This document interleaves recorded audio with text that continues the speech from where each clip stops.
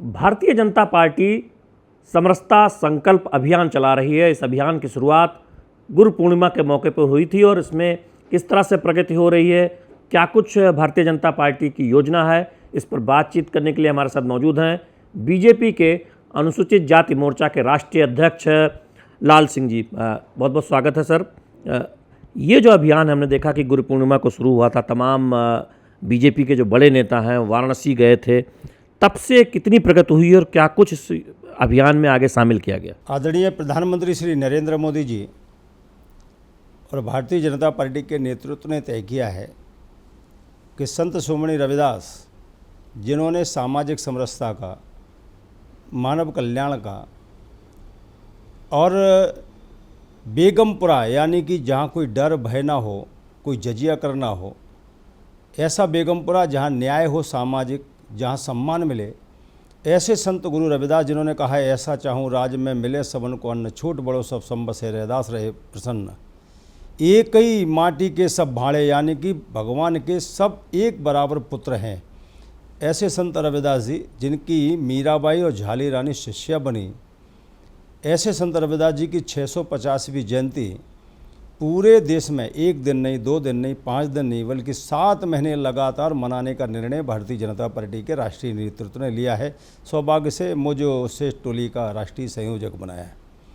29 तारीख यानी कि गुरु पूर्णिमा एक पवित्र दिन था और काशी में संत रविदास जी का जन्म हुआ था और इसलिए उनकी माटी से संग्रहित कलश तैयार हुए और देश के सभी राज्यों को 29 तारीख को उन कलशों को संत निरंजन दास जी महाराज, जो उस पीठ के मुखिया हैं, और 244 संत मंच पर जो बैठे थे, उनके सानिध्य में उत्तर प्रदेश के मुख्यमंत्री श्री योगी आदित्यनाथ और हमारे केंद्रीय मंत्री मेघवाल जी के हाथों से वो कलशों को रवाना किया। ये हमारा प्रारंभ था, शुभारंभ था कार्यक्रम का।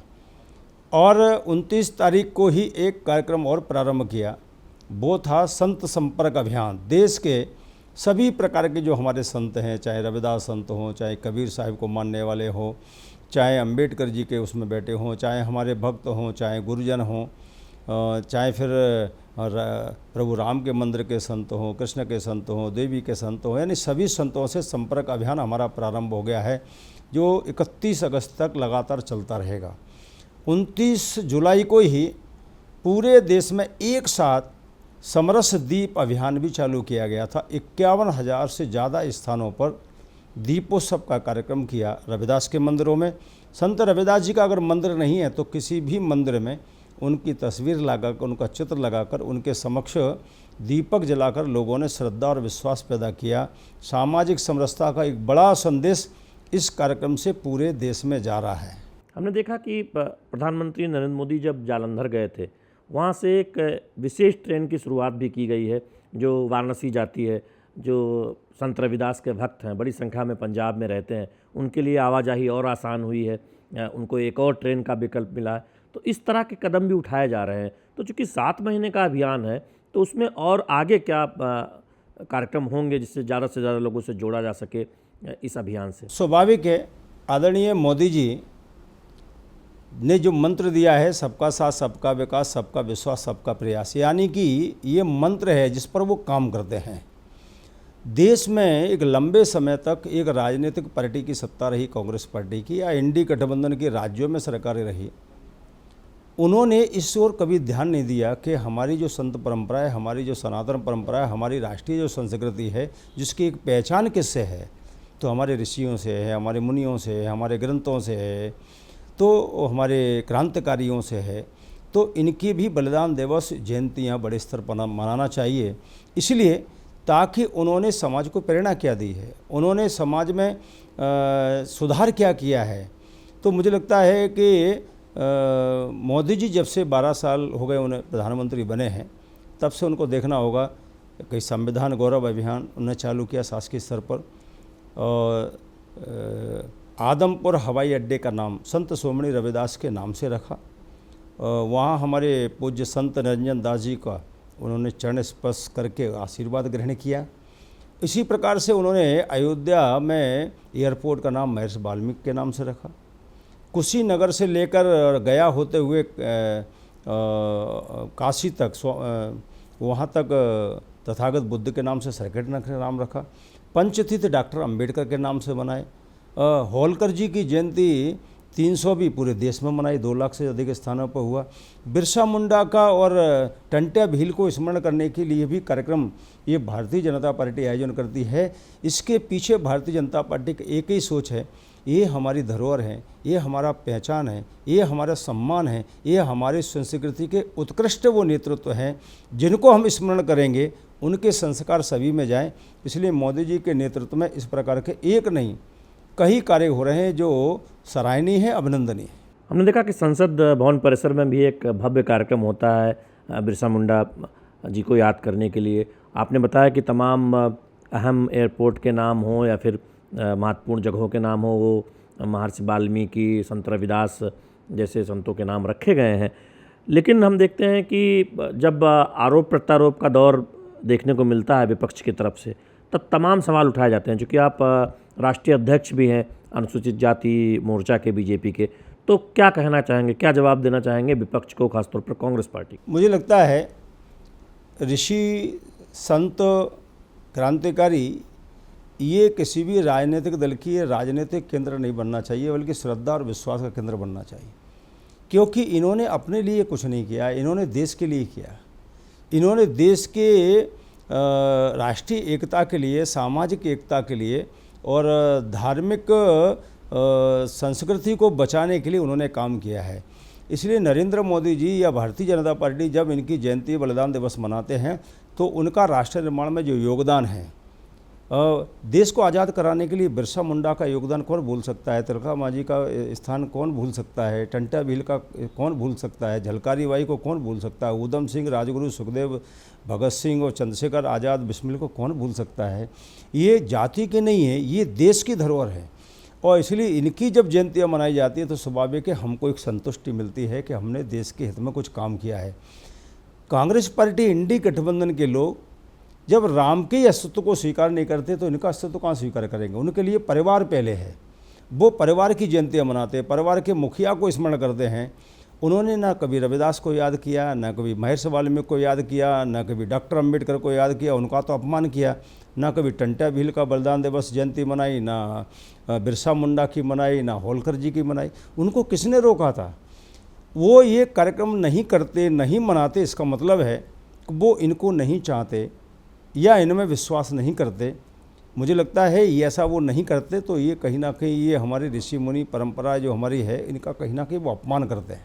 ये जो अभियान आप चला रहे हैं, ये कब तक चलेगा? आपने बताया 9 महीने तक, फरवरी तक चलेगा। तो फिर कितने गांवों तक पहुंचने का लक्ष्य है? ख़ासतौर पर किसी राज्य पर ज़्यादा फोकस है क्या? चूँकि संत रविदास का जुड़ाव आप देखें तो पूरे देश भर से तो रहा ही है, लेकिन ज़्यादा आप देखें तो पंजाब से और उत्तर प्रदेश से रहा है, तो क्या उन राज्यों में ज़्यादा फोकस है? मुझे लगता है, मैं फिर से एक बात कह रहा हूँ, संत रविदास जी की जयंती अभी 685 आई है, तो कोई चुनाव होगा ये किसी को पता नहीं था, या किसी राज्य में। और हिंदुस्तान में चुनाव तो हर 2-4 महीने किसी ना किसी स्टेट में होते हैं। इसके कारण हम अपने महापुरुषों को भूल जाएंगे, ये कभी नहीं कर सकते। और खासकर हमारी विचारधारा भारतीय जनता पार्टी कभी नहीं कर सकती। चुनाव हो ना हो, हमारे लिए संत, ऋषि, हमारी सांस्कृतिक परंपराएं पहले हैं, चुनाव बाद में हैं। और इसलिए ये राष्ट्रव्यापी अभियान है, ये कोई इलेक्शन वाले स्टेट के लिए अभियान नहीं है, ये राष्ट्रव्यापी अभियान है। सभी दूर ये हमारा जो कलश बंधन का कार्यक्रम है जो 29 जुलाई से शुभारंभ हुआ है, ये कलश सभी स्टेटों को पहुंचाए गए, सभी प्रदेशों में पहुंचे हैं।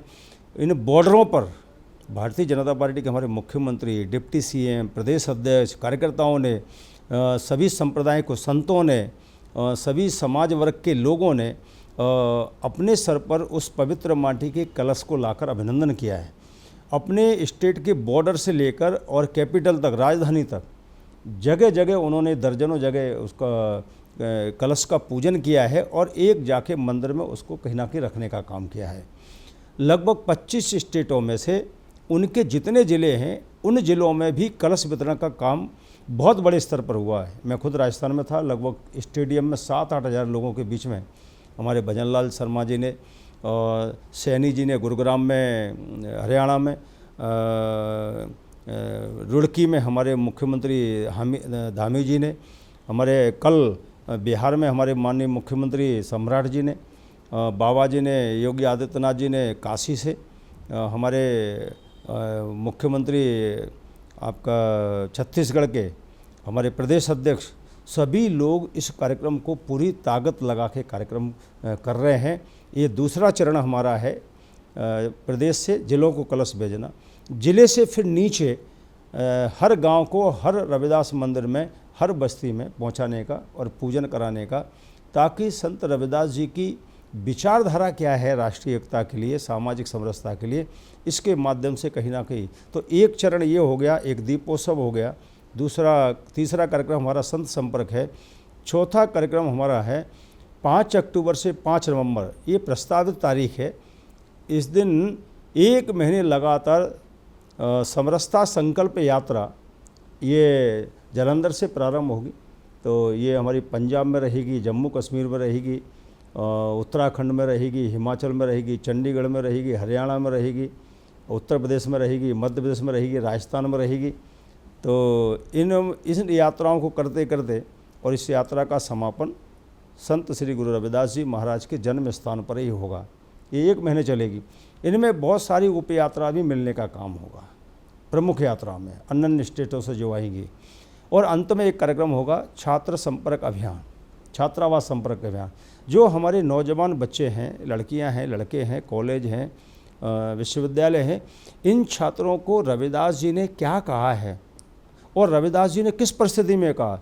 जब विषमता थी, जब मुगलिया सल्तनत का आक्रमण था, जब सिकंदर लोदी उनको धर्मांतरित करके इस्लाम धर्म ग्रहण कराना चाहते थे, जब वो झोंपड़ी में रहने वाले गरीब संत थे, गरीब परिवार में रहने वाले थे, उसके बाद भी सिकंदर लोदी के सामने वो धर्म परिवर्तन नहीं किया। वो कह दिया कि तो से साथ सत्य कह दे हूँ, धर्म ने दे हूँ, जान दे हूँ, ऐसे प्रकार का उनका एक दुआ है। तो उन्होंने धर्म परिवर्तन नहीं किया, उन्हें बेगमपुरा की कल्पना की, एक ही माटी के सब भाड़े, मन चंगा तो कठोटी में गंगा।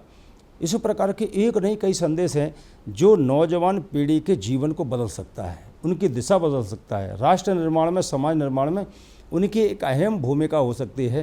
इसलिए छात्रावास संपर्क अभियान भी हम चलेंगे, उनके बीच में हम करेंगे। यानी इस अभियान के पीछे युवाओं को एक बार फिर से संत रविदास और महान संतों ने जो कहा है वो याद दिलाना और उन भारतीय संस्कृति से जोड़ना है, ये हम कह सकते हैं। स्वाभाविक है, जब हम किसी महापुरुष को याद करते हैं, जब किसी संत को स्मरण करते हैं, जब उनकी जयंती बलिदान दिवस मनाते हैं, तो स्वाभाविक है उनके जीवन से जुड़े हुए पहलुओं का कहीं ना कहीं लोग अध्ययन करते हैं, या जो बख्ता जाते हैं तो उनके जीवन में श्रेष्ठ क्या रहा है, उन्होंने अपना परिवार का ध्यान न करते हुए देश और समाज कल्याण के लिए क्या किया है। ये जो उनके संदेश, उनकी वाणी जब नीचे जाती है तो लोगों के जीवन में कुछ परिवर्तन होता है, स्वाभाविक है। और इसलिए संत रविदास जी के जीवन में उनकी वाणी का, उनके संघर्ष का, उनके सकारात्मक प्रयास का जो समाज जोड़ो और राष्ट्र निर्माण की जो उनकी सोच है, वो भावना नीचे तक पहुँचे, सामाजिक समरसता का संकल्प हो, ये नीचे तक पहुँचे। क्योंकि समाज एक है, देश मजबूत है तो हम सब लोग मजबूत हैं। इस भावना के साथ कहीं ना कहीं ये समरसता संकल्प यात्रा, ये समरसता संकल्प अभियान इसका नाम है, ये कहीं ना कहीं भारतीय जनता पार्टी के नेतृत्व में हो रहा है। और मुझे विश्वास है और मुझे आनंद भी हो रहा है कि कम समय में भारतीय जनमानस ने, हर समाज के लोगों ने, हमारे ऋषि मुनियों और संतों ने अपना सानिध्य और आशीर्वाद देकर इस यात्रा में बहुत बड़ा सहयोग वो कर रहे हैं। राजस्थान के स्टेडियम में, जहाँ मैं जयपुर में गया था, 300 संत, सभी संप्रदाय के संत थे जो मंच पर विराजमान थे।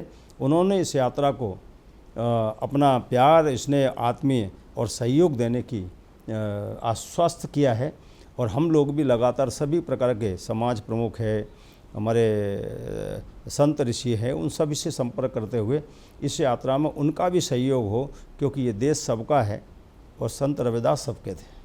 इसी बात के साथ इस इंटरव्यू को ख़त्म करते हैं कि ये देश सबका है और संत रविदास सबके हैं। तो बीजेपी एक बड़ा अभियान चला रही है जो फरवरी तक चलेगा, यानी अगले साल फरवरी तक चलेगा।